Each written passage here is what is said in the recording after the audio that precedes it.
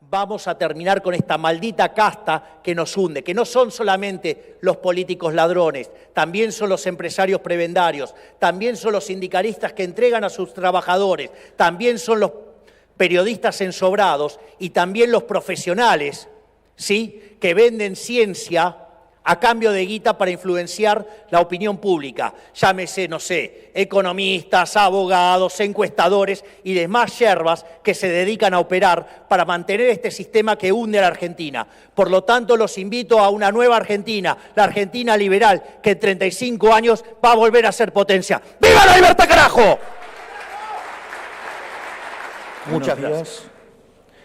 Muchísimas gracias a cada uno de los presentes por participar de este evento. Muchísimas gracias, Darío, por darme la oportunidad de estar nuevamente aquí. Básicamente, en el día de hoy voy a estar hablando de lo que popularmente se discute como dolarización, pese a que hace 7 años que hablo de competencia de monedas. Pero bueno, parte de este trabajo es lidiar con aquellos que mienten de modo directo o deformando lo que uno dice, o aquellos que intentan formar opinión con datos falsos. En ese sentido, voy a hablar sobre lo que llaman dolarización, que en el fondo no es ni más ni menos que a la postre eliminar el Banco Central. En ese sentido, la pregunta es, o cómo se hace la formulación de la pregunta. Por ejemplo, decir que muchos países tienen Banco Central y usar eso como un argumento, yo creo que hasta a un chico de 13 años le debería dar vergüenza. Se llama falacia ad populum.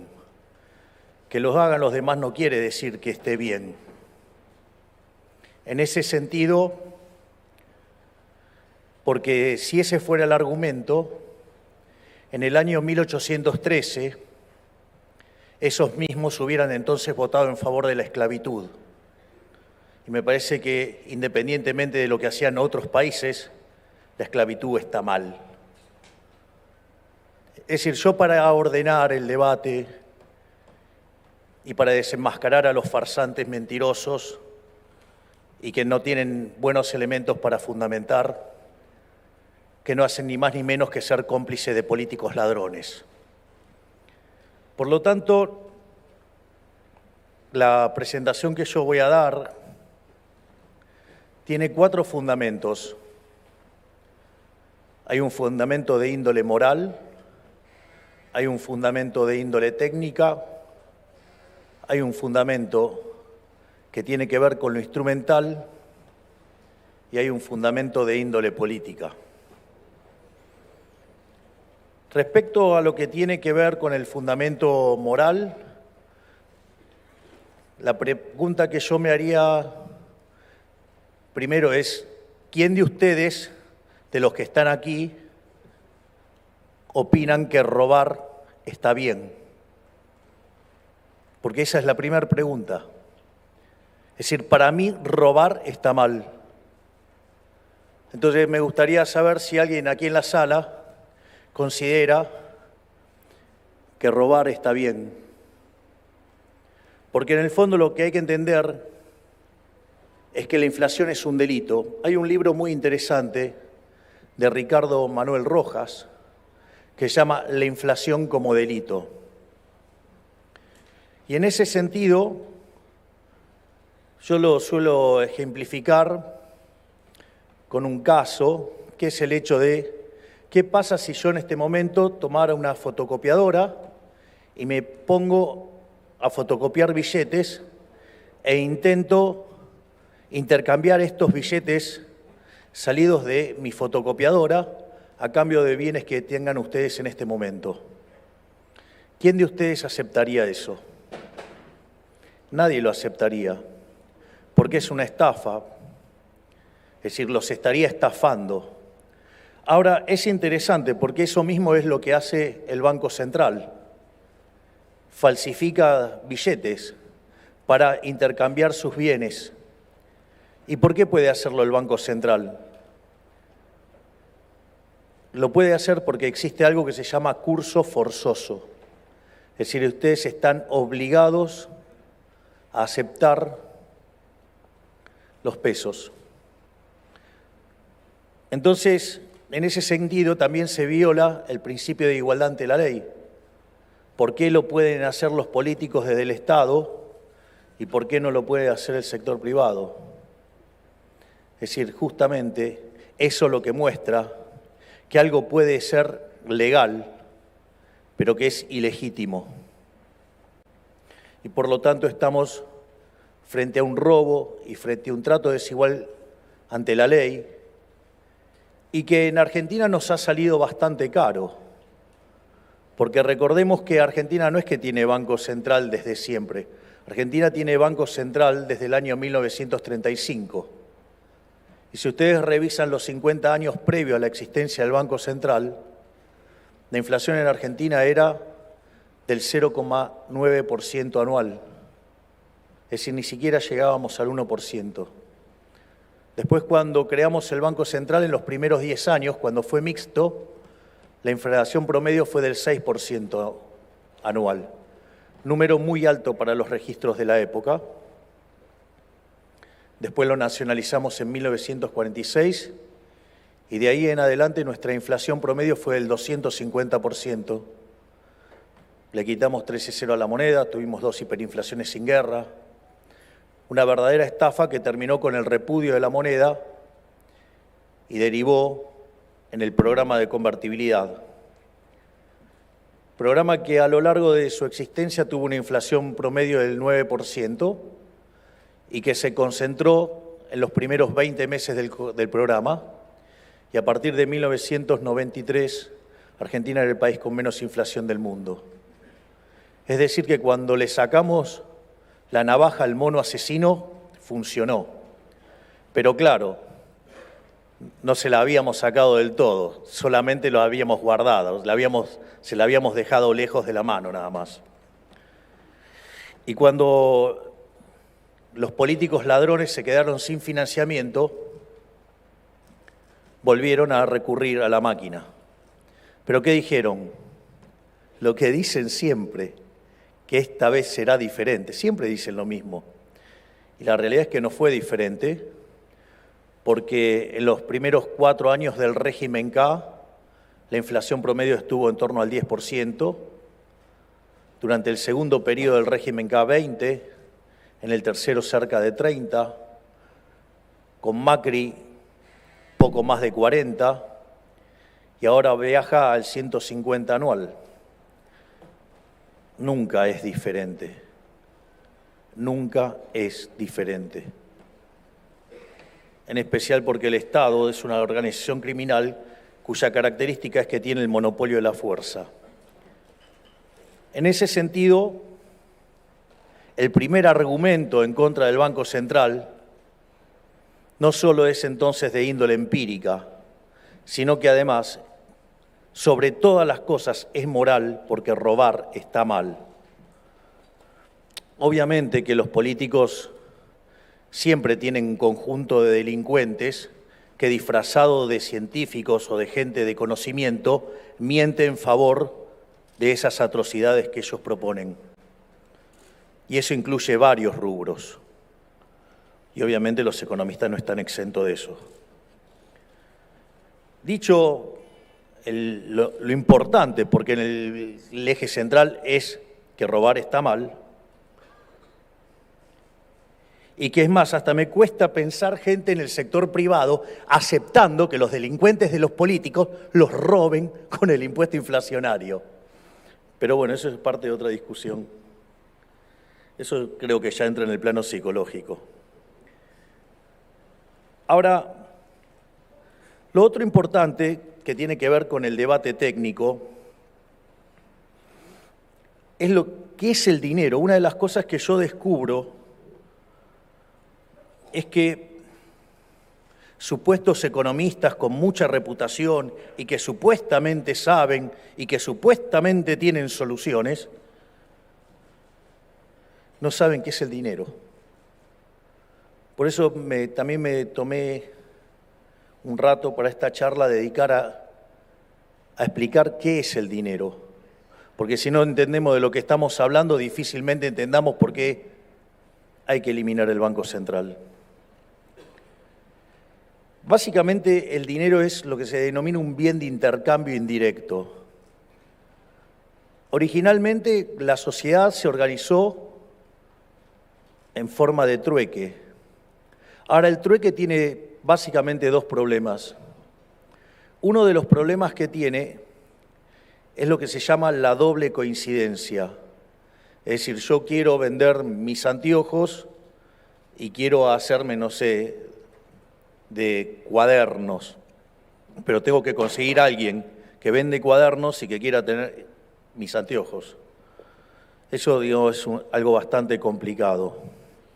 Pero otra cosa que puede pasar también, hay otro problema que se llama indivisibilidad. Es decir, yo puedo querer pan y el panadero puede querer una charla de economía, pero el problema es que la cantidad de kilos de pan que requeriría pagar mi conferencia, yo no quiero toda esa cantidad de pan. Por lo tanto, eso plantea, digamos, también otro problema operativo.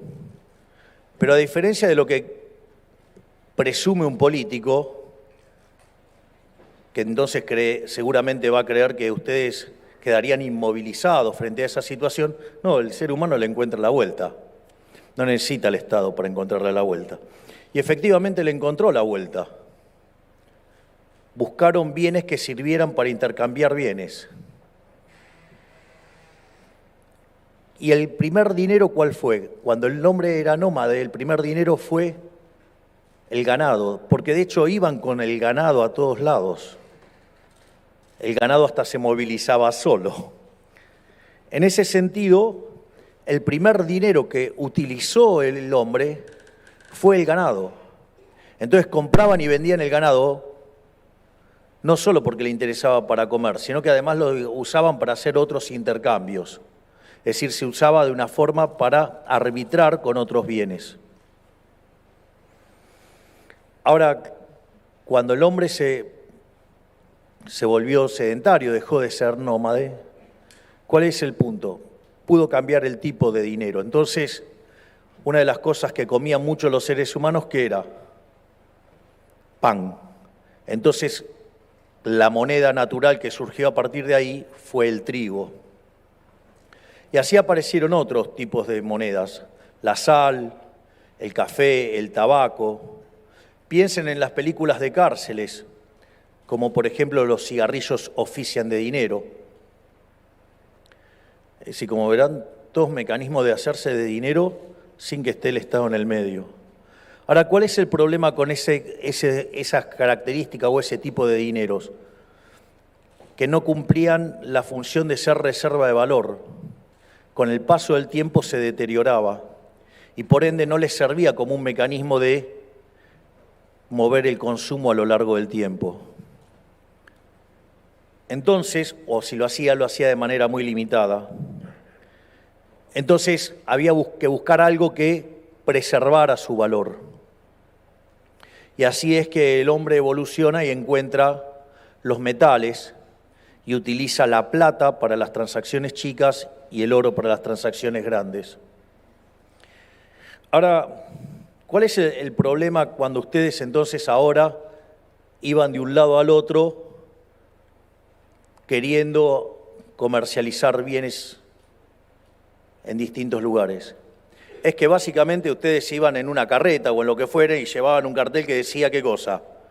Llevó oro, llevó plata, es decir, eran un blanco fácil. De hecho, días atrás mencioné como un héroe anarcocapitalista el Zorro, porque el Zorro, ¿sí?, que vivía en Los Ángeles, si no me equivoco, cuando llegaban los barcos, claro, los que llegaban en el barco, ¿qué traían? Traían mercancías, traían oro y plata. ¿Y qué hacían? Los interceptaban en el camino. ¿Para qué? Para robarle justamente esos bienes y las monedas y el dinero. Y en ese sentido, ¿por qué entonces el zorro era un héroe? Bueno, porque preservaba el derecho de propiedad, pero sobre todas las cosas preservaba el libre comercio. Es decir, entendido como una fuente de bienestar el comercio, la apertura. Y además también contra quién peleaba, contra los soldados, que eran el Estado. Es decir, era un anarcocapitalista perfecto. Y esa situación es lo que llevó al hombre a hacer que depósitos en instituciones que cuidaran ese oro y esa plata y a cambio recibían certificados. ¿Y qué hacían entonces? Comercializaban esos certificados. Y después había una cuestión de clearing y se terminó el problema. Como era de esperar, siempre aparece algún vivo que empezó a emitir certificados sin el respaldo. Bueno, eso generó algunos problemas y los estados vieron la beta y dijeron, bueno, ahora lo vamos a hacer nosotros. Y entonces empezaron, digamos, nada más que ahora lo hacían con el respaldo del aparato represivo del Estado. O sea, entonces, pero como la gente sustituía las monedas, con lo cual el tema de la sustitución de monedas no viene de ahora, viene de largo, entonces, ¿qué pasa? En 1445, en el primer Congreso de Génova, se establece el curso forzoso. Es decir, obligarlos a demandar dinero para cobrarles impuesto inflacionario. De hecho, ¿qué es el cepo? El cepo justamente es eso. El cepo es típica medida de la casta política que en primer lugar implica un cercenamiento a la libertad, porque si yo me gano mi dinero honestamente, yo me lo tengo que poder gastar en lo que se me da la gana. Y si querer gastarlo en lo que se me da la gana es comprarme lechugas crocantes verdes, un problema mío. Digo, ¿quién es el político para decir en qué puedo comprar y qué no? Pero no solo eso, fíjense que si ustedes en el diciembre del 2001 se hubieran quedado con pesos, en lugar de dólares, lo mal que les hubiera ido. Menos mal que esta vez iba a ser diferente. Entonces, no solo que van a estar afectando negativamente a su consumo presente, sino que también van a estar afectando a su consumo futuro. Con lo cual eso es ya bastante malo per se. Pero no solo eso, además genera descoordinación macroeconómica, porque ustedes van a generar un exceso de demanda de divisas que va a tener un exceso de oferta en el resto de la economía. Y eso va a implicar que en el mercado de bonos el precio de los bonos se caiga, por ende las tasas de interés sean elevadas y por ende tendríamos un muy alto riesgo país. Eso generaría descoordinación en el mercado de bienes. El ahorro se fugaría, la inversión se derrumbaría, no habría acumulación de capital, no habría generación de puestos de trabajo y los salarios reales serían más bajos. Y la única forma que ustedes descubren en este mecanismo es generar más inflación para ir licuando los salarios en términos reales y mantener artificialmente baja la tasa de desempleo, llegando a un disparate donde el 30% de los argentinos con trabajos formales son pobres. Y eso lo que genera es mayor presión por el lado fiscal para hacer políticas sociales y con lo cual se aumenta el déficit fiscal y como no hay forma de financiarlo, se emite más dinero y se aumenta más la oferta monetaria y se profundiza el desequilibrio en el mercado de cambios. Y mientras tanto ustedes tienen un montón de dinero más del que querrían tener, justamente ¿para qué? Para ampliar la base imponible del impuesto inflacionario. Es decir, otra medida inmoral, otro robo. O sea, para ese tipo de cosas parece que le gusta a los políticos tener el dinero. Pero dicho esto, entonces, si nosotros ahora entendemos qué es el dinero, que el dinero es un bien de intercambio indirecto y que ese bien de intercambio indirecto es técnicamente se llama demanda derivada, pero si ustedes quieren es una demanda espejo del sendero de consumo que ustedes deberían tener a lo largo de su vida en función de lo que han resuelto en términos de lo que se denominan los parámetros profundos. Es decir, Robert Lucas Jr., que en paz descanse, decía parámetros profundos, que son las preferencias, la tecnología y las dotaciones. Por lo tanto, la demanda de dinero, bajo este concepto de bien de intercambio indirecto, es algo absolutamente granítico, que es el espejo del sendero de consumo elegido por cada uno de los individuos. Por lo tanto, nada tiene que poder hacer un político. No tiene ningún sentido la existencia de un banco central, porque la cantidad de dinero dentro de la economía la va a determinar los individuos.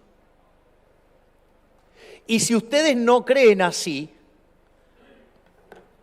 la pregunta es, entonces, ¿ustedes me pueden decir que un político sabe la preferencia de cada uno de ustedes y de cada uno de los que van a llegar a este mundo sobre la situación de los bienes presentes y futuros?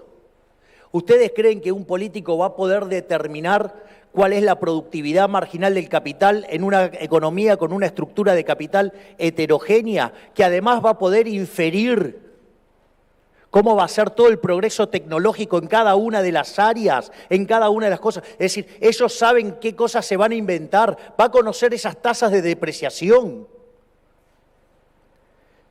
Es decir, que ustedes para saber eso deberían ser omniscientes, omnipresentes y omnipotentes. Es decir, esos malditos herejes se creen que son Dios. Y les voy a decir algo, los políticos no son Dios, ni siquiera llegan a seres humanos normales.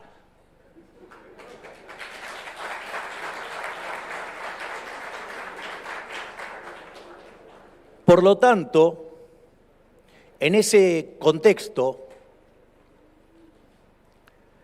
como no se puede determinar eso, de hecho, el eje central de Hayek, la fatal arrogancia, es que crean que pueden determinar eso. Idea que ya la había desarrollado tiempo atrás en un trabajo que se llama El uso del conocimiento en la sociedad, y sobre la imposibilidad de tener todos esos conocimientos, y por qué la economía de libre mercado sí permite todo ese proceso de cooperación social que tan brillantemente lo había señalado Adam Smith en su obra de 1776, Investigación sobre la naturaleza y la causa de la riqueza de las naciones, que es la idea de la mano invisible, donde cada uno, guiado por su propio interés, conduce al bienestar general. Pero dicho esto, entonces, el punto es que entonces no existe tal cosa como una oferta óptima.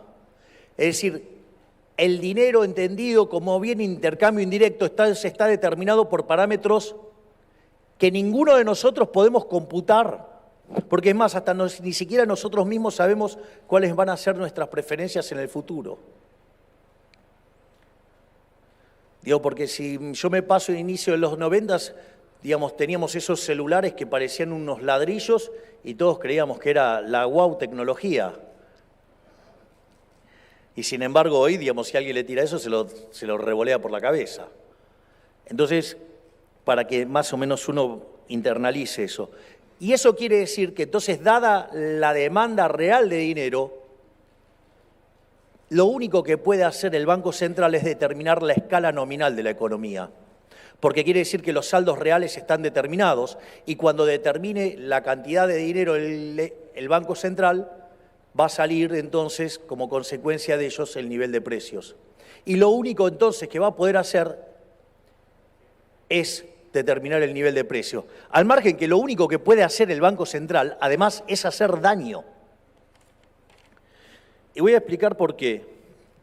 Porque si expande Por ejemplo, porque, como dijo el ministro Massa, que él quiere tener el control de la tasa de interés.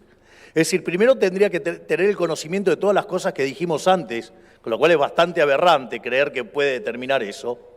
Pero ahora veamos el daño que va a causar cuando quiere manejar la tasa de interés. Bueno, quiere decir que entonces la tasa de interés que hay no le gusta. Entonces debe considerar que tiene que ser más baja, como todos los políticos. Eso quiere decir que entonces, lo primero que hay que entender además que la tasa de interés existe porque existe el tiempo. Ustedes pueden tener tasa de interés independientemente de que haya dinero, independientemente de que haya un banco central, porque tiene que ver con pasar el consumo del presente al futuro y viceversa, y lo mismo en la producción. El primer caso se llama ahorro, el segundo se llama inversión. La coordinación entre ahorro e inversión es lo que determina la tasa de interés. Entonces, cuando el Banco Central quiere poner la tasa de interés debajo del nivel de equilibrio, el cual no hay forma de saberlo tampoco, ¿eso qué es lo que genera? Genera que además ustedes sobreestimulen la inversión, pero sin dejar de consumir, por ende sin el ahorro que lo mapee, que lo financie. Es decir, ustedes lo financian artificialmente y eso hace que por cómo ustedes están manipulando los precios en el fondo, ustedes tengan la economía operando por encima de sus posibilidades. ¿Y eso puede terminar bien? No. Entonces ese ciclo de expansión va a tener como contraparte ¿qué? Va a tener como contraparte la depresión, la caída, la recesión. Es decir, que lo único que pueden hacer, entonces cuando expanden es generar ciclos de expansión y contracción, es decir, generar las bases de una nueva crisis. Debe ser que entonces al ministro Massa le encanta generar crisis. Argentina desde inicio del siglo XX hasta hoy tuvo 22 crisis, 20 tienen origen fiscal. Deben querer para eso entonces la política monetaria, para usarla como apéndice de la política fiscal. O puesto en otros términos,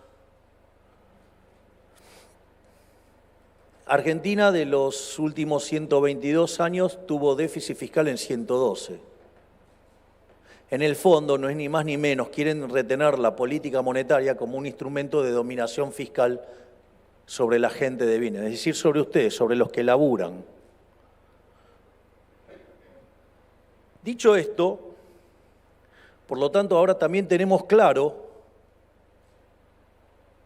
que entonces cuando el Banco Central expande hace daño, pero cuando contrae también hace daño, porque induce a una recesión de manera innecesaria y destruye capital de manera innecesaria. Y entonces después va a tener que la economía recomponer ese capital destruido. Y en la transición se pierden puestos de trabajo y la gente sufre. Por lo tanto, tampoco sirve para hacer eso. Y si no hace nada, también hace daño. Porque seguramente si el dinero, digamos, lo estuviera creando el sector privado, le encontraría la vuelta justamente para resolver el problema. Entonces, cuando dicen, no, ahora vamos a tener Banco Central que no va a emitir más, y entonces, si dicen eso, son unos hipócritas.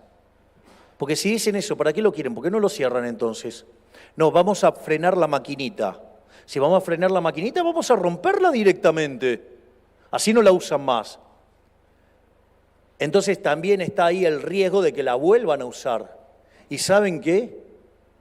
La van a volver a usar. Porque es un mecanismo de estafa. Por lo tanto, es decir, no importa lo que haga el Banco Central, siempre hace daño, siempre los va a perjudicar. Y aun cuando le digan que esta vez va a ser diferente, nunca va a ser diferente. Y aun cuando digan que no la van a usar, sí la van a usar. Probablemente el caso más emblemático sea el caso de la convertibilidad. El Banco Central era independiente, el Banco Central tenía una regla monetaria dura, que además había sido muy exitosa, porque cuando ustedes tienen tipo de cambio fijo, el dinero se vuelve endógeno y la oferta monetaria se acomoda a la demanda de dinero.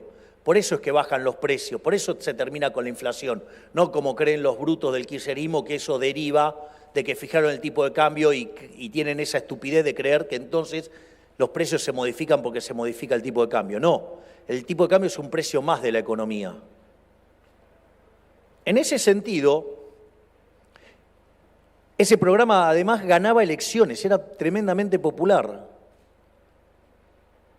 Y había algo que todavía era mucho más importante, toda la estructura contractual de la economía estaba montada sobre la regla.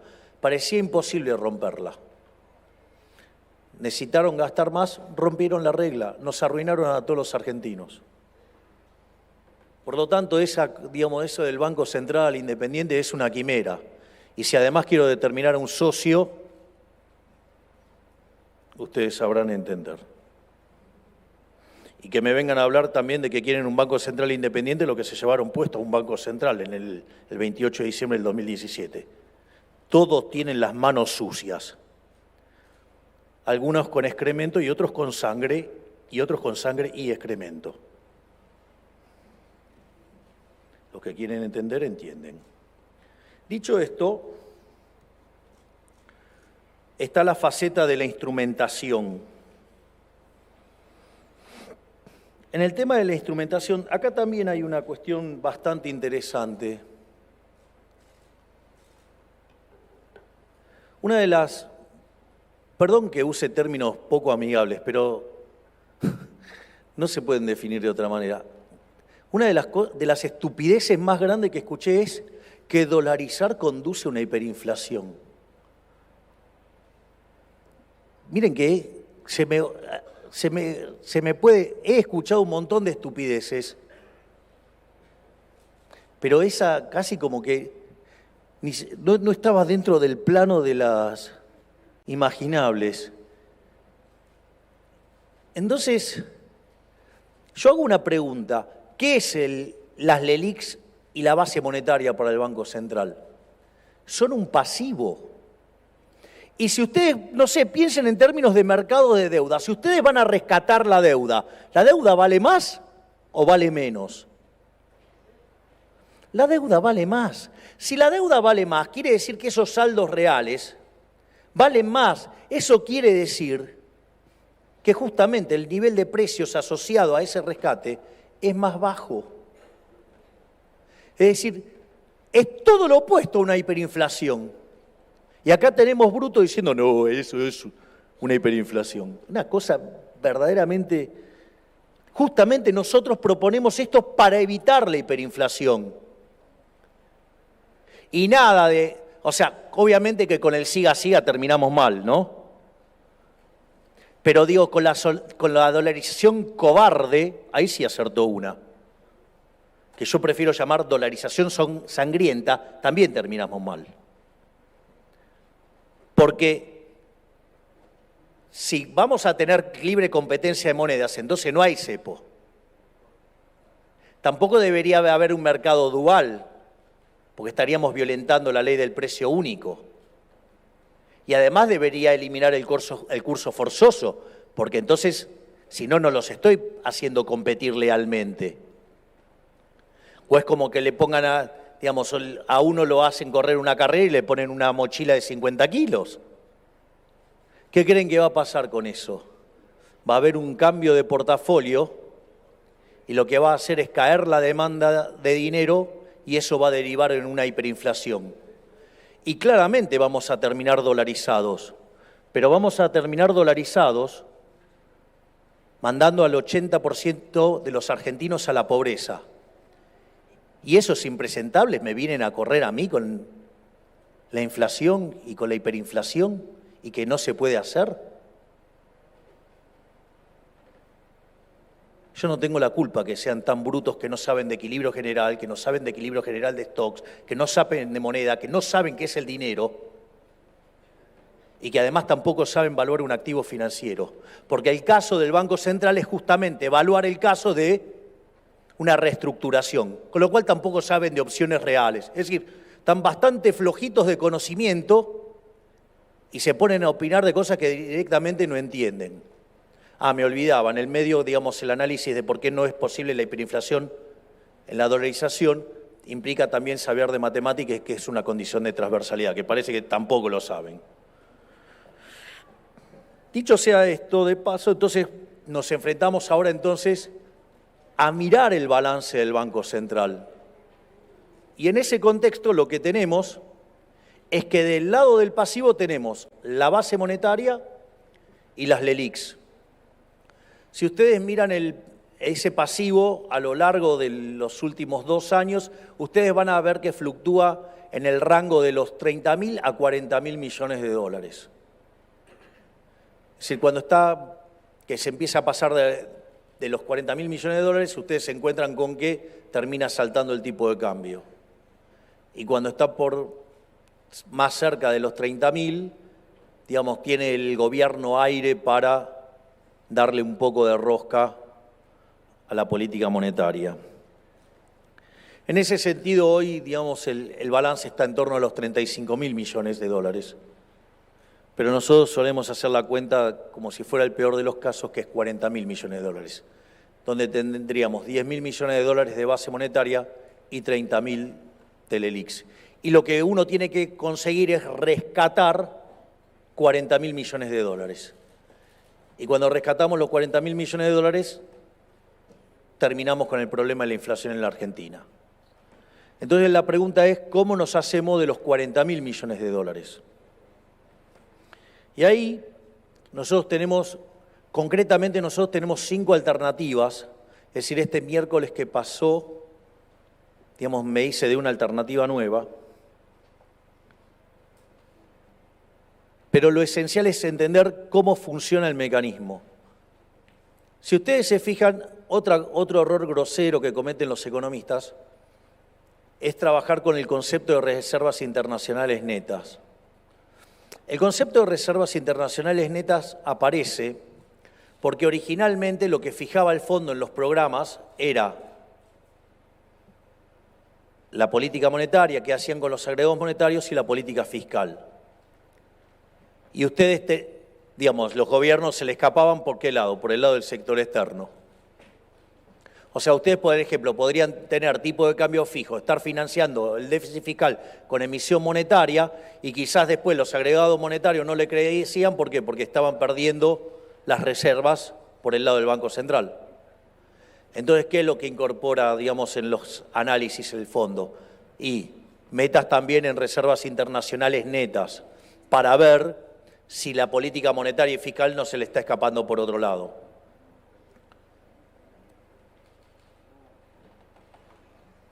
En ese sentido,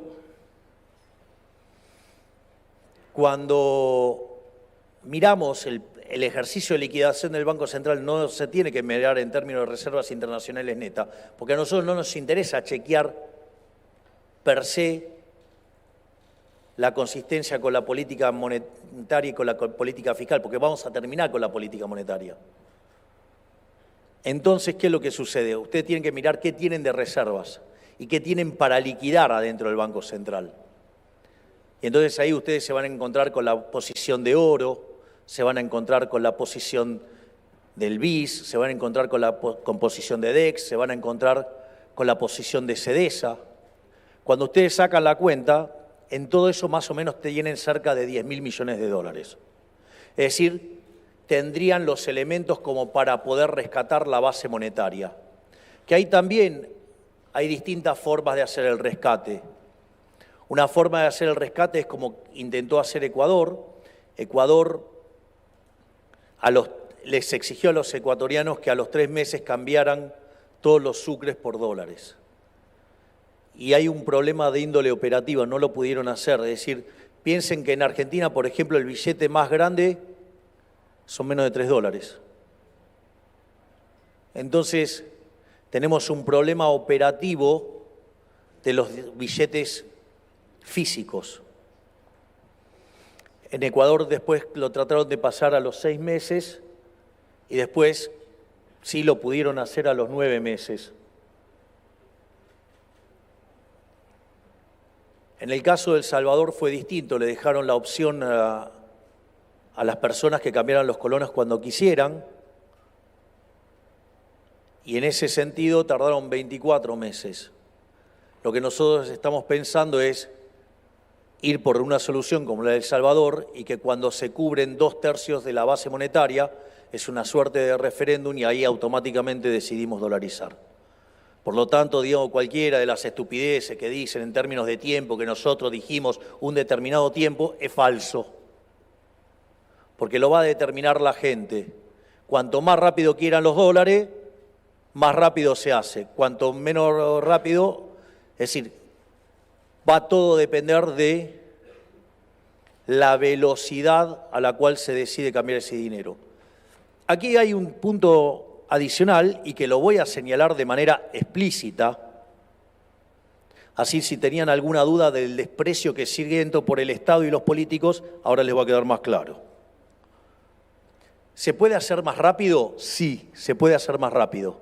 Ustedes podrían utilizar tecnologías digitales para hacerlo más rápido. Pero ¿cuál es el problema si hacen algo así? Les van a quedar los deditos marcados. Y entonces, ¿qué creen que van a hacer los políticos ladrones? Van a ir después a cobrarles impuestos. Por lo tanto, no voy a promover ningún tipo de tecnología digital para que no venga ningún político ladrón en el futuro y les meta la mano en el bolsillo. Yo recuerdo cuando se discutía el control, digamos, el blanqueo en el gobierno de Macri, yo estaba totalmente en contra de blanquear. Mientras que, digamos, o sea, con mucha violencia, Prat Gai amenazaba a todo el mundo si no blanqueaban. Y recuerdo que Cavallo en ese momento decía, no, yo coincido mucho con mi ley, pero en esto no, porque ahora hay que blanquear. Y yo decía, bueno, yo le puedo llegar a creer a Macri, pero si Macri después no gana, van a venir los otros y me van a romper la cabeza.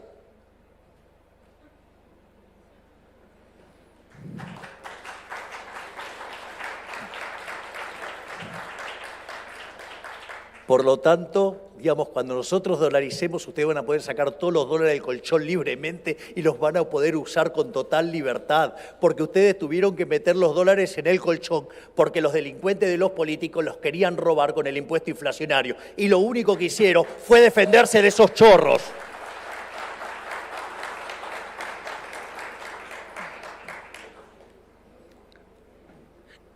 Dicho esto, ahora tenemos el problema de las LELIQs. Son 30.000 millones de dólares.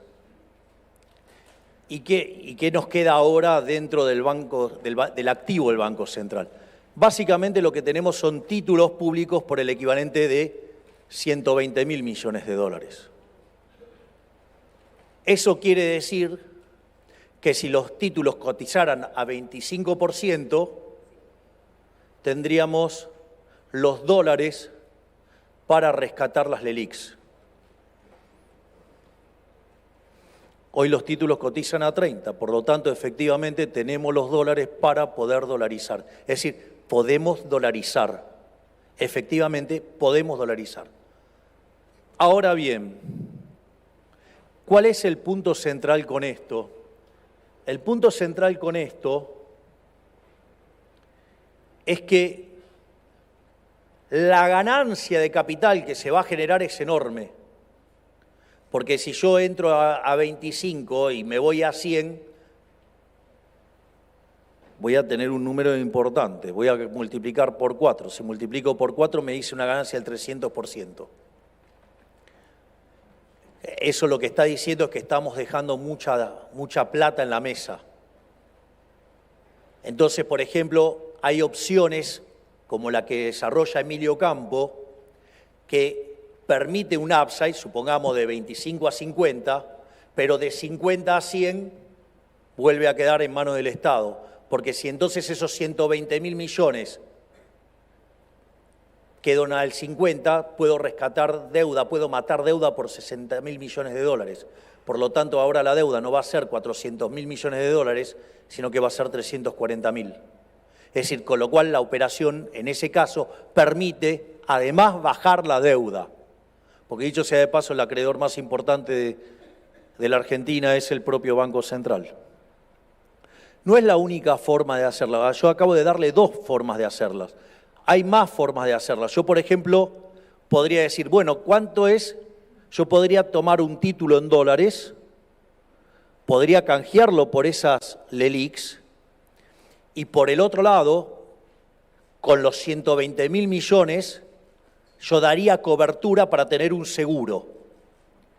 Y si se inicia la corrida, automáticamente yo respondo con ese seguro. Es más, ese seguro además se podría armar con organismos multilaterales. Por lo tanto, tampoco sería un problema hacerlo. Es decir, hay un montón de formas de hacerlo. Yo no tengo la culpa que sean los economistas de Juntos por el Cambio tan rudimentarios que no sepan hacer las cuentas.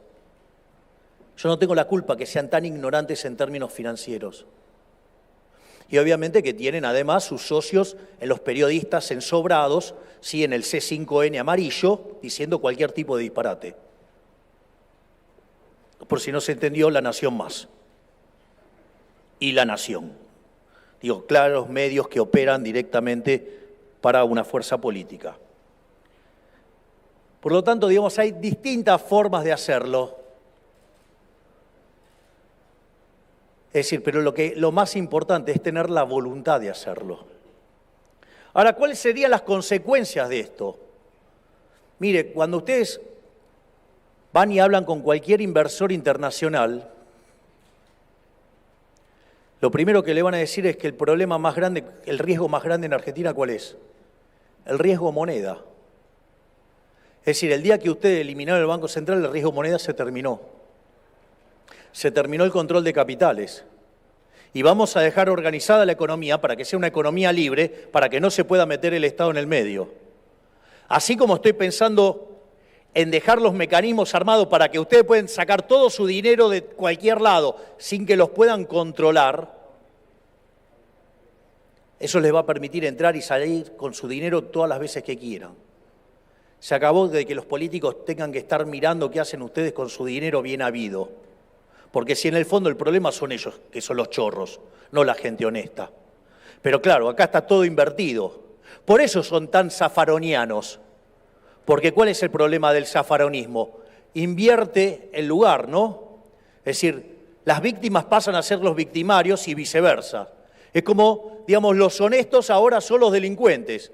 Y los delincuentes, o sea, los políticos, los honestos. No, los delincuentes son delincuentes. Los chorros son chorros. Los políticos son chorros. Son unos delincuentes.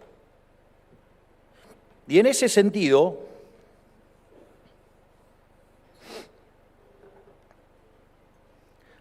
vamos sobre las ventajas de dolarizar, porque ya sabemos que la inflación va a bajar. También hay otros economistas mentirosos que dicen que, por ejemplo, el caso de Ecuador fue un fracaso. Interesante, porque multiplicaron sus salarios en dólares por 10. De hecho, el salario mínimo en Ecuador es casi $500. Acá es 180, así que qué mal le va a Ecuador con la dolarización. Digo, para que sepan cómo les mienten los economistas. Pero digo, son gente que operan para políticos, tienen que comprender eso. En ese sentido, ya vimos que se destruye el riesgo moneda, desaparece. Otra cosa que sucede, acá me voy a poner neoclásico, yo tengo otra forma de pensarlo, pero a los efectos de hacerlo fácil va a servir. Una de las cosas que dicen que para que un programa económico de shock sea exitoso, tiene que ser, ¿qué cosa? Creíble. Ahora, para que ustedes se vean creíbles, necesitan tener reputación. Y Argentina, en materia de reputación, está como la amiga de Arjona en la canción, ¿no? Digo, la reputación son las primeras 6 letras de esa palabra. Bueno, así está Argentina. En ese sentido, lo bueno de la dolarización es que como es irreversible, inexorablemente se hace creíble y por ende tiene las condiciones para que ese programa sea exitoso. Y si ese programa es exitoso y ustedes tienen una expansión del nivel de actividad, con mejora del empleo, con mejora de los salarios reales, una de las cosas que va a pasar, les van a mejorar los números fiscales y por ende el riesgo de contraparte cae. Y si les cae el riesgo de contraparte, les cae el riesgo de moneda, también les cae ¿qué? El riesgo de tasa de interés. Por lo tanto, el programa va a ser recontra expansivo porque va a pulverizar el riesgo país. Y no es cierto que no crea riqueza, sí crea riqueza, porque cuando ustedes bajan la tasa de interés de manera permanente, ustedes están generando expansión de la estructura de capital de manera permanente. Por lo tanto, terminar con una institución que causa daño, que destruye las señales de precio, sí genera valor. Es decir, genera, o si ustedes quieren, deja de destruir valor. Y como viene de destruir mucho valor, cuando ustedes cesan esa destrucción, la economía rebota. Pero además hay otro efecto, que en la literatura se llama efecto Hume-Cantillon. Yo lo voy a hacer con un ejemplo fácil para que veamos cuáles serían los efectos de la dolarización después de que doy el ejemplo. Supongamos lo siguiente, a mí me cae la demanda de dinero. Cuando me cae la demanda de dinero, me sube el precio del dólar. Cuando me sube el precio del dólar, en realidad tienen que subir todos los precios. Lo que pasa es que como el dólar es un activo financiero, sube primero. Después, ¿qué van a subir? El precio de los transables. Después va a subir el precio de los mayoristas. Después va a subir el precio de los minoristas y después van a subir los salarios. Es decir, que en toda esa carrera de los precios, los salarios vienen atrás. Por eso los salarios en Argentina son miserables. Y si ustedes mantienen la política de la inflación para mantener la tasa de desempleo baja, vivimos con salarios miserables y por eso tenemos 30% de los empleados formales pobres. Cuando ustedes terminan con el proceso ese de generar inflación, los precios que ya subieron, ya está. Digo, el dólar, por ejemplo, no sube más. Porque también esas estupideces que dicen sobre cualquier tipo de cambio y las cuentas que hacen. No, muchachos, digamos, yo soy liberal, yo creo en el sistema de precios, entonces se va a hacer ¿qué? Al precio de mercado. ¿Cuánto está hoy el contado con liqui? ¿7.30? Hoy sería a 7.30. Que no se dejen engañar por estos delincuentes o a esos delincuentes que toman un tipo de cambio que se les ocurrió después de 5 botellas de vodka, ¿sí? Y toman ese tipo de cambio delirante y dividen los salarios, como si fuera una cuenta de equilibrio parcial. Por favor, un poquito más de seriedad. Hay 47 millones de personas involucradas en esto. Entonces, cuando ustedes hacen la estabilización, hay precios que ya no van a subir. No van a subir más el dólar, no va a subir más los transables, le va a quedar un poquito a los mayoristas, un poco más a los minoristas y mucho más ¿a quiénes? A los salarios. Por lo tanto, los salarios en términos de dólares van a subir un montón. Y en términos de alimentos, entonces van a subir un montón. Y eso va a derrumbar la indigencia y la pobreza. Yo les puedo asegurar que si nosotros logramos dolarizar antes de la elección de mediano término, prepárense porque vamos a tener unas mayorías con la elección de mediano término que vamos a poner a la Argentina al tope de la libertad económica y no tengan dudas que en 35 años vamos a ser una potencia mundial.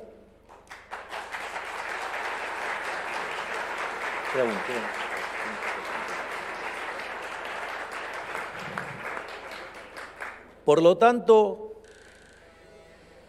siendo tan evidente la cuestión en el plano moral, que todos estamos de acuerdo que robar está mal, siendo tan evidente la cuestión técnica, al menos para los formados, y siendo tan evidente la cuestión instrumental, la pregunta es, ¿por qué no lo hacen? Es simple, los políticos roban de ahí. En los últimos 20 años, esta maldita casta política, esta basura de políticos que tenemos, que les recuerdo que en el 2001 hubo un que se vayan todos y no se fue ninguno. Están los mismos, pero se multiplicaron además. Además, duplicaron el tamaño del Estado. Entonces, cuando uno dice, no, yo quiero ir al tamaño del Estado que había previo al kirchnerismo, dice, no, eso no se puede. Y claro, si están todos atornillados a la silla cobrando guita del Estado, o sea, de la que pagamos nosotros con el fruto de nuestro trabajo. La contracara es que con el Banco Central, en los últimos 20 años, nos robaron 280.000 millones de dólares. Y si ustedes se fijan, conforme que va aumentando la inflación, ese daño es mayor. Este gobierno está a punto de pasar los 90.000 millones de dólares. Y si lo toman en términos del último año, vamos camino a 25.000 millones de dólares. Es decir, no lo quieren hacer porque de ahí nos roban estos delincuentes 5 puntos del PBI. Por eso no sale. Por eso, digamos, los micrófonos ensobrados. Por eso los profesionales que le llenan de guita los bolsillos para que vayan y hablen en contra de la dolarización. Porque es en contra de los negocios de los políticos corruptos y sus socios. Por lo tanto, nosotros venimos a cambiar esta Argentina prebendaria,